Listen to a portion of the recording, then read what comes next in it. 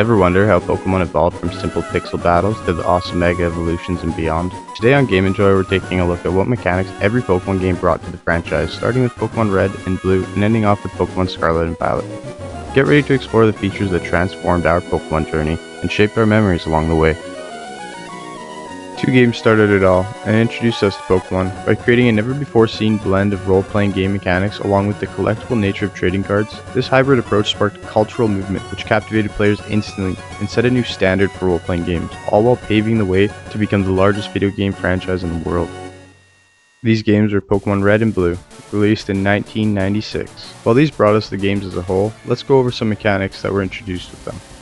We got capturing and training Pokemon, Wild and Trainer and Gym Battles, Pokédex, 15 Pokemon types, along with advantages and weaknesses, bag items, Pokemon Evolutions, Elite Four, Legendary Pokemon, TMs and HMs, Fossils, the Daycare, Rival Trainer, Villains, EXP Share, the Bicycle, PC Storage, and 151 Pokemon to be caught. Then we got Pokemon Yellow, released in 1998. Mechanically speaking, Pokemon Yellow doesn't add much, but it did introduce us to the follower system and friendship system, but those two mechanics were only for Pikachu in this game. Then we got Pokemon Gold and Silver, released in 1999. This game kicked off Generation 2. This was the first game to receive a graphics upgrade. The friendship was expanded to include all Pokemon. It introduced a day and night cycle that affects gameplay. Pokemon can now hold items that provide a benefit in battle. There's berries, added the ability to breed Pokemon, trainer rematches, splitting of the special stat into special defense and special attack. Steel and Dark type Pokemon were added, making 17 types in total. And this next one has stolen countless hours from many of us around the world, Shiny Pokemon. And even rarer than Shiny Pokemon, Pokerus, Pokemon with the Pokemon virus. The mystery gift was also added, and it added 100 new Pokemon, making it 251 Pokemon total. Next we have Pokemon Crystal, which released in the year 2000. While this game didn't introduce us to many mechanics, it allowed players to choose a female character for the first time. It also added the Battle Tower, and animated front sprites were implemented. With the launch of Generation 3, we got Pokemon Ruby and Sapphire in 2002. This was the first game for the Game Boy Advance, which meant a huge graphic overhaul. It also included double battles, running shoes, abilities, natures, weather effects, Pokemon storage system expansion, Pokemon having their own menu sprites, Pokemon contests, Pokeblocks, and 135 new Pokemon, bringing the total to 386. Next we got Pokemon FireRed and LeafGreen, released in 2004. Being remakes of the Generation 1 games, these two didn't have much to add, but it did introduce wireless trading and battling. Then we got Pokemon Emerald, released in 2004. While this game is iconic, it didn't add much due to it just building upon Ruby and Sapphire's storyline, but it did expand on the Battle Tower concept by adding various new battle facilities which got us the Battle Frontier. It also brought us Gen 3 animated sprites. Then with the launch of Generation 4, we got Pokemon Diamond and Pearl in 2006. This game was made for the Nintendo DS, which in turn came with a huge graphics update.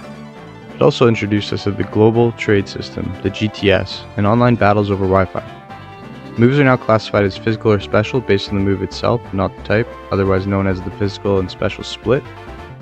It introduced the PokeWatch, a multifunctional device with various apps, super contests, underground mining, Amenity Square, cooking minigame, and 106 new Pokemon, making the total Pokemon discovered 493. Then we got Pokemon Platinum, released in 2008.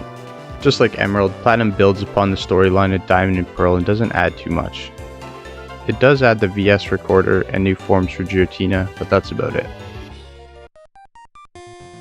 Then we got Pokemon HeartGold and SoulSilver, released in 2009.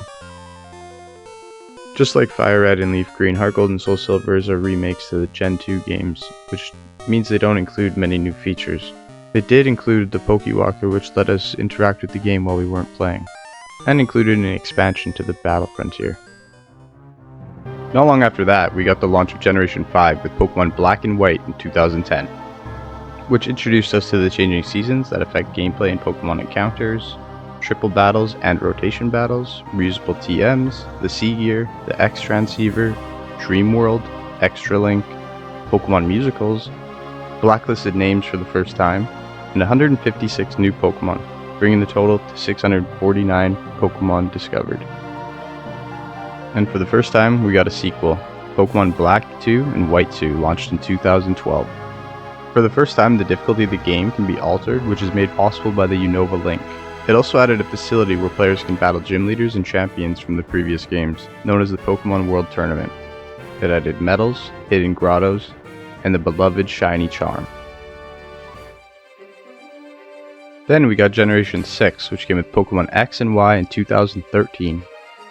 With this game launching on the 3DS, it introduced us to 3D models and environments within the Pokémon universe, as well as 8-way directional movement, sky battles, horde battles, mega evolution, Pokémon Amine, super training, the PSS system, otherwise known as the player search system. The fairy type Pokémon were discovered, meaning there's now 18 types in total, as well as 72 new Pokémon discovered, which brings our total to 721. Then we have the launch of Pokémon Omega Ruby and Alpha Sapphire, which came out in 2014. Being a remake, it didn't introduce a whole lot of mechanics. It did include the ability to freely fly over the region on the back of a Latios or Latias, and it also introduced the primal forms of Kyogre and Groudon. Then with the launch of Generation 7, we got Pokémon Sun and Moon in 2016, which introduced us to Alolan forms, Ride Pokémon or Poké-Rides, Rotom decks, Bottle Caps, Hyper Training, Z moves, Festival Plaza, Poképelago, Ultra Beast, stronger versions of regular Pokémon that act as bosses, which are Totem Pokémon, Island Challenge, and 4-way Battle Royale. It also added 88 new Pokémon, bringing the total Pokémon discovered to 809. Then we got another sequel, Pokémon Ultra Sun and Ultra Moon in 2017. This game didn't introduce many new mechanics as it just expanded on the original story of Pokémon Sun and Moon. It did add the Ultra Warp Ride and the Alola Photo Club, however. Then we got Pokémon Let's Go Pikachu and Let's Go Eevee in 2018. This was the first Pokémon game to launch on the Nintendo Switch, which meant next-gen graphics upgrade. This was the first game to allow you to transfer your Pokémon from Pokémon Go, and it adopted the Pokémon Go catching mechanic, as well as came out with an accessory called the Pokéball Plus. This was also the first game that featured overworld wild Pokémon. Then to kick off Generation 8, we had the launch of Pokémon Sword and Shield in 2019, which introduced us into Gigantamaxing and Dynamaxing, wild areas, raid battles, Rotom Phone, Rotom Bike, the Wycom, which is the new PSS, the Battle Stadium, Pokémon Jobs, Champion Cup. This was also the first game to sell DLC post-launch. It also added 96 new Pokémon, which now means there's 905 Pokémon discovered.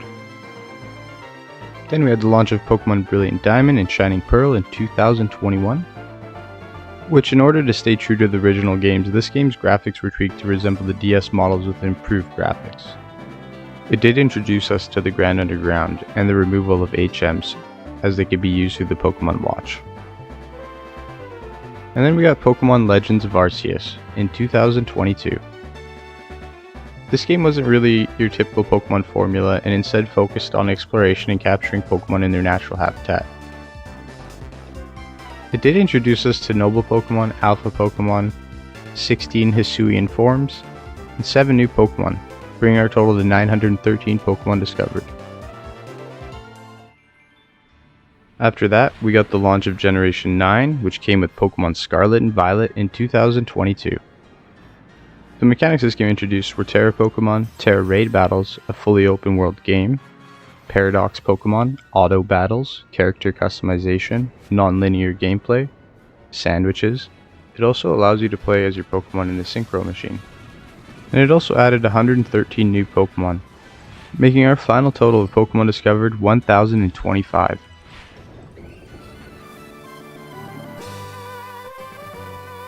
And there we have it, all the mechanics and features added from Pokémon Red and Blue to Scarlet and Violet. I hope this video gave you some insight on how much things have changed between each game in the past 26 years. If you liked what you watched, be sure to leave a like.